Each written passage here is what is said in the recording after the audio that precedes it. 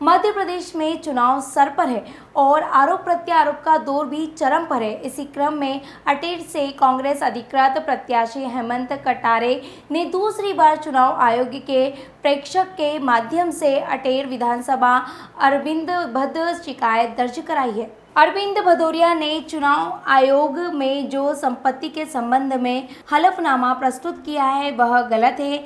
उसमें बहुत सी जानकारी और तथ्य छुपाए गए हैं जो कि आदर्श आचार संहिता का उल्लंघन के दायरे में आता है, इसीलिए उन नामांकन पर्चा दर्ज किया गया है। का उल्लंघन करने के मामले में क्या है पूरी शिकायत? देखिए, मैंने पूर्व में शिकायत करी थी कि श्री अरविंद सिंह भदौरिया जी ने आदर्श आचार संहिता का उल्लंघन किया है, जो कि स्पष्ट मैंने इसके प्रमाण भी दिए, लेकिन उनके ऊपर अभी तक कोई कार्रवाई नहीं करी है।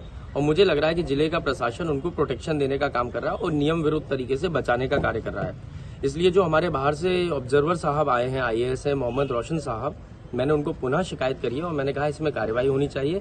मंत्री जी के दबाव में प्रशासन काम कर रहा है और मैं आपसे निष्पक्षता की उम्मीद करता हूं। और उनके ऊपर MCC वायलेशन, आदर्श आचार संहिता के वायलेशन की शिकायत है, उसके प्रमाण मैं दे चुका हूँ।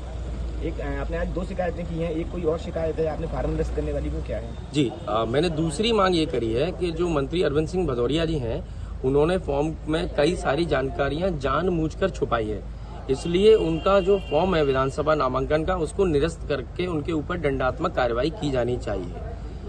क्या है, जब आप फॉर्म भरते हैं, नामांकन भरते हैं, तो उसमें आपको ऑन ओथ जानकारी दी जानी रहती है और ऑन ओथ जानकारी जो उन्होंने दी है उसमें जो उनकी प्रॉपर्टी की जानकारी है, एक कॉलम होता है 8वें नंबर पन्ने पे है जिसमें लिखा हुआ है विरासत में आई हुई संपत्ति की जानकारी।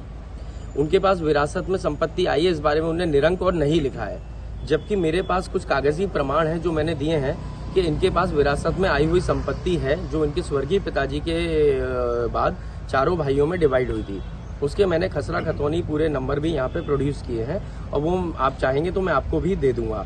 तो पहली चीज, इनने जानबूझकर अपनी जानकारी छुपाई और ऑन ओथ इलेक्शन कमीशन के समक्ष झूठ बोला, इसीलिए इनका फॉर्म निरस्त होना चाहिए स्वतः ही और इनके ऊपर जो कार्रवाई होती है दंडात्मक, वो की जानी चाहिए।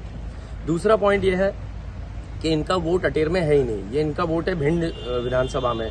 तो जब ये दूसरी विधानसभा से चुनाव लड़ रहे हैं, ऐसी स्थिति में जो इलेक्ट्रोलर वो होता है, कॉपी होती है, उसको सर्टिफाइड करके ऑथेंटिकेट किया जाना चाहिए। और सुप्रीम कोर्ट की स्पष्ट गाइडलाइन है इंडियन एविडेंस एक्ट के तहत कि यदि कोई भी इलेक्ट्रॉनिक डेटा आप दे रहे हो ऑन ओथ, तो उसको ऑथेंटिकेट करने के लिए 65B का सर्टिफिकेट नहीं लगाया है तो वो ग्रह योग्य नहीं है या अमान्य किया जा सकता है, इसलिए उसको भी निरस्त किया जाना चाहिए। तीसरी चीज है कि जो